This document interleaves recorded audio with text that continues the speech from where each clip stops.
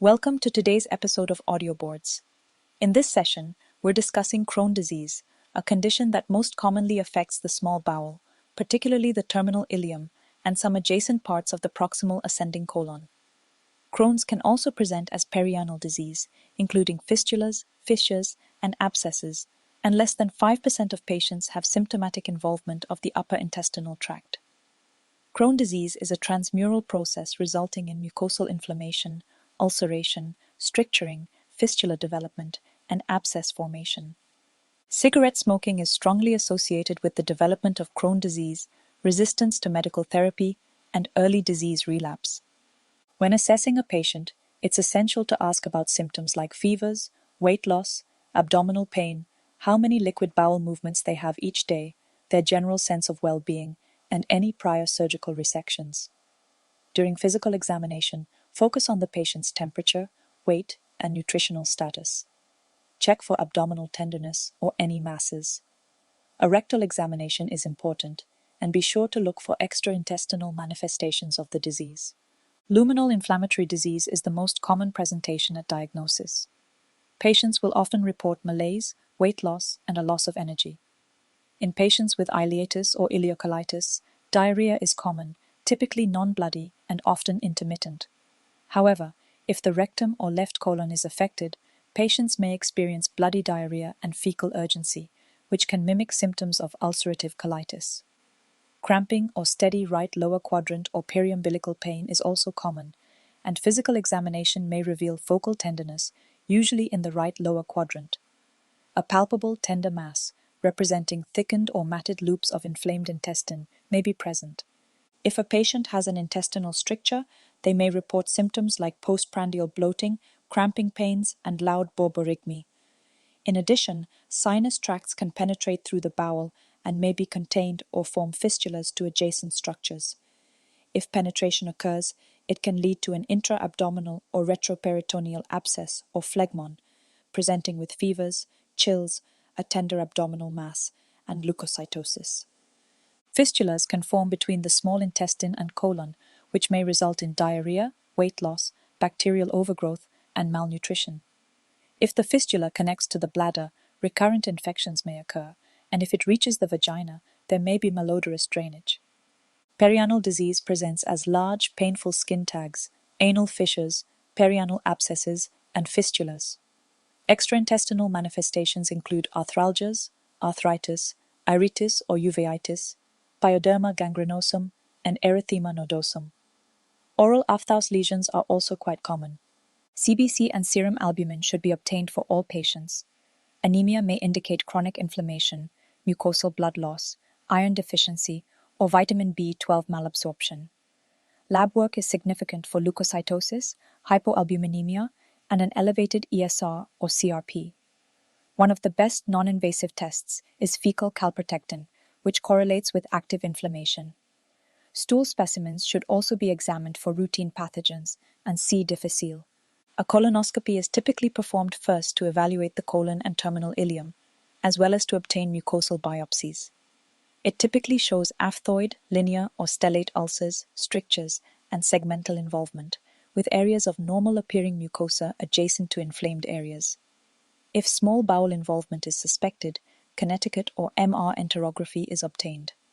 Capsule imaging is also an option.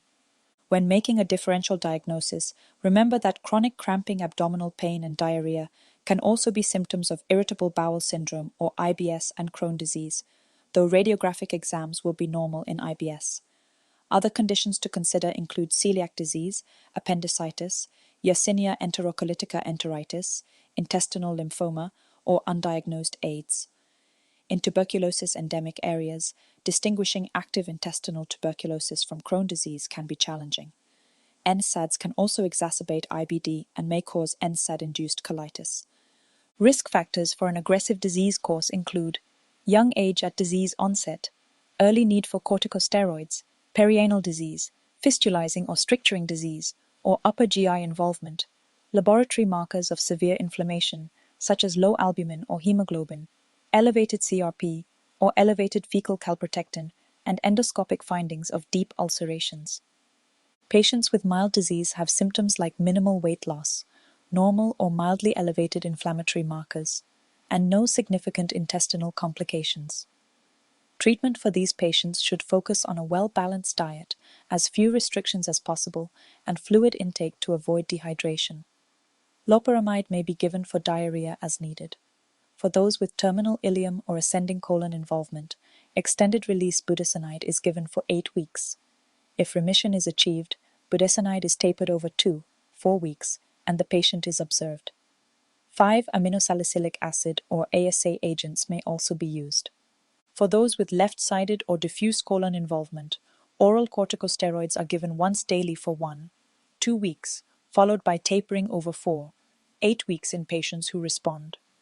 If successful, sulfasalazine may be continued for long-term maintenance. In patients who respond to initial therapy with budesonide or prednisone, treatment should be discontinued, and periodic monitoring for disease recurrence should occur every 1-2 years. Patients who respond to sulfasalazine or other 5-ASA formulations should continue long-term maintenance therapy. Those who either don't respond to initial therapy or experience symptom relapse more than once every 1-2 years after tapering corticosteroids should be considered for moderate to high risk of disease progression and may be stepped up to more potent therapies. For moderate to severe or high-risk Crohn disease, early treatment with biologic agents is recommended. Nutrition management involves a low roughage diet, that is, no raw fruits, vegetables, or nuts. Total parenteral nutrition may sometimes be used short-term in patients with active disease. Parenteral vitamin B12 and oral vitamin D supplementation are also recommended. Involvement of the terminal ileum or prior ileal resection can reduce bile acid absorption, leading to secretory diarrhea from the colon. Treatment for this involves cholestyramine, cholestipol, or colsevalam. Patients with extensive ileal disease may develop severe bile salt malabsorption and steatorrhea, in which case a low-fat diet is advised, and bile salt-binding agents should be avoided in these patients as they can exacerbate diarrhea. Small intestinal bacterial overgrowth is a common risk, and these patients may benefit from a course of broad-spectrum antibiotics. Due to the rapid onset, corticosteroids are frequently used to achieve early symptomatic improvement in patients with moderate to severe disease. However, if a palpable inflammatory abdominal mass is present, a CT should be done first to rule out an abscess. If no abscess is found, parenteral corticosteroids should be administered. For outpatients with moderate to severe disease, oral prednisone or methylprednisolone is given for 1-2 weeks, followed by tapering over 4-8 weeks. During tapering, it's recommended to start a biologic agent to prevent flare-ups. If needed, long-term treatment with an immunomodulator like azathioprine, mercaptopurine, or methotrexate can be considered. Induction therapy with a biologic agent is recommended for almost all patients with moderate to severe Crohn disease. Current options include anti-TNF monoclonal antibodies like infliximab, adalimumab, and certolizumab pegol. Combination therapy with immunomodulators has shown improved efficacy. Ustekinumab, vedolizumab, and risankizumab are also options for patients who have failed anti-TNF therapy. When starting biologic therapy, patients should be evaluated for latent TB and other opportunistic infections. Surgical interventions are indicated for patients who do not respond to medical treatment, or for those with complications like abscess formation, severe bleeding, intestinal obstruction, or perforation. The main surgeries are bowel resection or stricturoplasty, which can provide long-term symptom relief. Common complications include abscess formation. Smaller abscesses less than 3 centimeters are managed with antibiotics, but larger abscesses may require surgical drainage. Small bowel obstructions should be treated with IV fluids and nasogastric suction. If the obstruction is due to active disease, corticosteroids may help. If conservative management fails, surgical intervention may be required. Abdominal fistulas and rectovaginal fistulas are often treated with anti-TNF agents to close the fistulas, but relapses are common. Surgical drainage is also frequently needed. For anorectal abscesses, surgery is required, but only after optimizing medical therapy. Perianal abscesses require proper perianal care, such as sitz baths and moisture management with perianal pads. Due to the risk of colon cancer in patients with long-standing Crohn colitis, annual colonoscopies are recommended after 8 years of diagnosis. Patients who have undergone surgical resections may also experience malabsorption, particularly of vitamin B12. That's all for today's episode. Thanks for listening to AudioBoards. Stay tuned for more educational content in our next episode. The views and opinions expressed on the AudioBoards podcast do not necessarily reflect those of our employers. This podcast is for educational purposes only and should not be used to diagnose or treat any medical conditions.